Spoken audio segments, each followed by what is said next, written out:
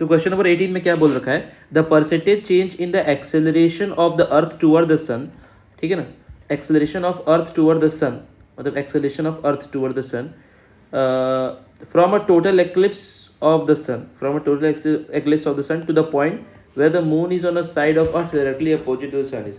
तो total eclipse जैसे कि ये देखिए क्या है आपका, ये आपका सन है, ठीक है ना, ये आपका सन है और ये क्या है आपका, ये आपका अर्थ है, ठीक है। तो टोटल एक्लिप्स हुआ तो सन और अर्थ के बीच में क्या आ गया, यहाँ पर मून आ गया है कि नहीं, यहाँ पे क्या आ गया, मून आ गया, ये होता है टोटल एक्लिप्स।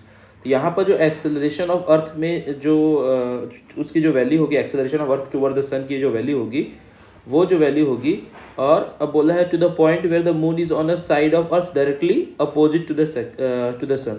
तो ये केस 1 हो गया आपका।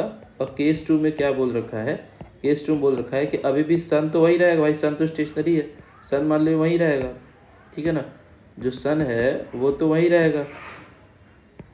अब जब सन वही है तो बोल रहा है, ठीक है, moon is on a side of earth directly opposite to sun is, moon is on a side of earth directly opposite to sun is, sun के डायरेक्टली अपोजिट अर्थ के साइड होगा, तो अर्थ अभी भी यही है, अर्थ जो है वो अभी भी यही है।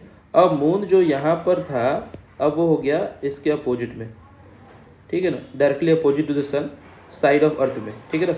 तो मून का पहले जो डिस्टेंस हम मान लेते हैं R2 है, अभी भी, अब इस वाले केस में भी डिस्टेंस क्या हो जाएगा R2। सन और अर्थ के बीच में मान लेते हैं R1 है, तो सन और अर्थ के बीच में अभी भी कितना है, R1 ही है, ठीक है ना। तो केस फर्स्ट ये टोटल एक्लिप्स का केस है, ठीक है ना, ये ग्रहण वाला केस है, ताकि, ठीक है ना। तो अब हम यहाँ पे क्या बोलेंगे, अब इस पर पहले फोर्स लिखाएंगे। पहले आप यहाँ पर जो ये चेंज पूछा है ना, चेंज पूछा है, तो change in acceleration case first में से केस सेकेंड को माइनस करना है, तो कुल मिला के डेल्टा ए निकालना है अपॉन ए इनिशियल। ए इनिशियल जैसे हमको पता नहीं है तो उसमें हम ए एवरेज ले लेते हैं, ए क्या लेते हैं, एवरेज इंटू 100, यही तो होता है परसेंटेज चेंज। क्या होता है, डिफरेंस अपॉन इनिशियल इंटू 100, तो डिफरेंस मतलब एक्सेलरेशन में जो चेंज आएगा, और इनिशियल नहीं पता तो उसका एवरेज ले लेंगे, इंटू 100 कर लेंगे, यही होता है परसेंटेज चेंज। इसी को हमको निकालना है। तो सबसे पहले हमको डेल्टा ए निकालना होगा। डेल्टा ए निकालने के लिए हमको क्या करना होगा, डेल्टा एफ निकालना होगा, क्योंकि डेल्टा एफ बराबर एम ई, अर्थ की बात हो रही है ना, तो एम ई डेल्टा ए निकालेंगे, तो यहाँ से डेल्टा ए जो होता है वो कितना निकल के आ जाएगा, delta F upon M E. तो पहले डेल्टा एफ निकालेंगे, तो सबसे पहले केस फर्स्ट में F1 निकालेंगे। F1 बेसिकली क्या होगा, तो इस अर्थ को कौन कौन खींच रहा है, एक तो मून खींच रहा है, दूसरा सन खींच रहा है, और दोनों का डायरेक्शन सेम है, तो दोनों का डायरेक्शन सेम है तो दोनों को ऐड कर देते हैं। तो F1 बराबर हम क्या बोलेंगे, GMEMS, mass of earth mass of sun, upon distance कितना R1² plus GME mass of earth और mass of moon MM upon moon और अर्थ के बीच का डिस्टेंस कितना है R2², ये हो जाएगा। उसी तरह F2 की अगर मैं बात करूँ तो F2 बेसिकली क्या है, तो इस अर्थ की बात करो तो इस अर्थ को कौन खींच रहा है, सन खींच रहा है, और इस अर्थ को मून भी खींच रहा है।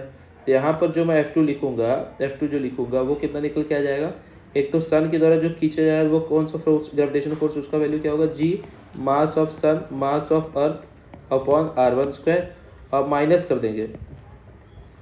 देंगे क्या, G mass of earth mass of moon upon distance कितना R2², ठीक है ना। तो F1 F2 हमने लिख लिया। अब इनका हम चेंज लिखेंगे, तो ये आपका अगर मैं एक डिफरेंट कलर से अगर मैं शो करूँ तो ये आपका क्या निकल के आ गया F2, और ये आपका क्या निकल के आ गया F1।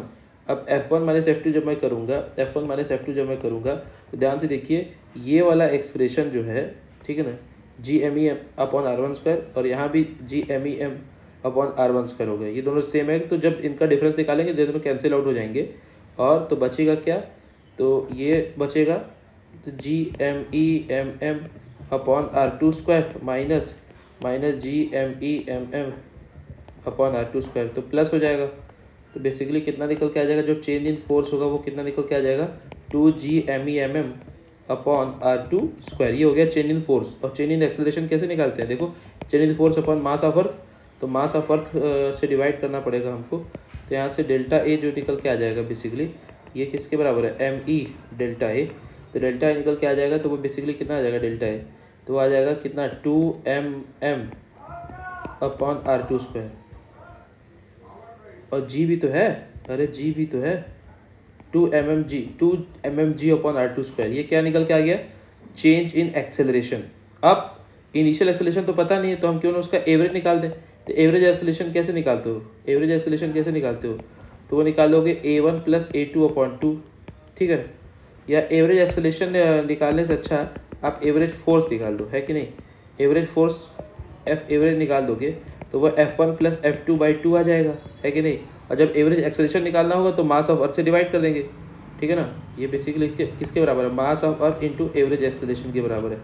तो पहले हम क्या करेंगे, F1 कितना है, F1 ध्यान से देखिए ये है, ये वैल्यू है, और F2 क्या है, ये वैल्यू। जब इन दोनों को सम करेंगे तो ये वाला चीज़ प्लस में है और ये वाला चीज़ माइनस में, और दोनों सेम एक्सप्रेशन होती है, ये कैंसिल आउट हो जाएंगे।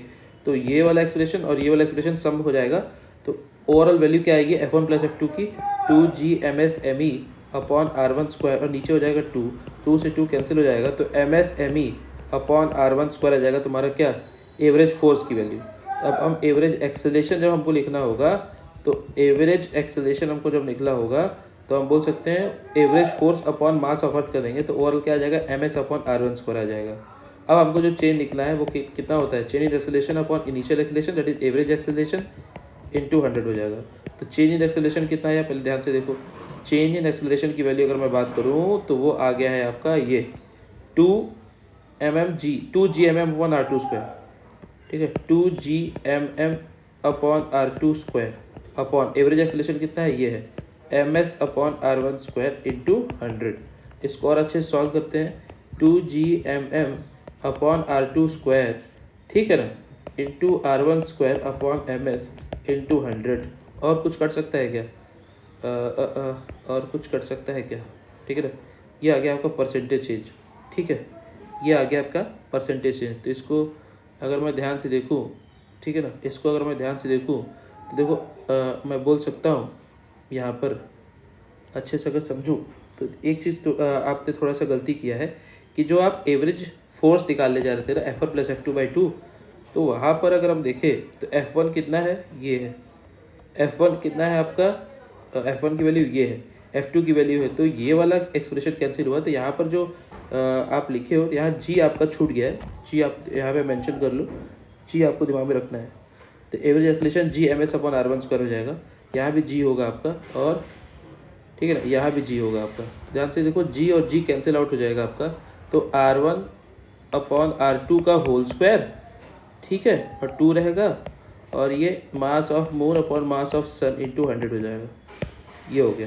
तो ऑप्शन नंबर 3 जो है उससे मैच कर रहा है, तो वो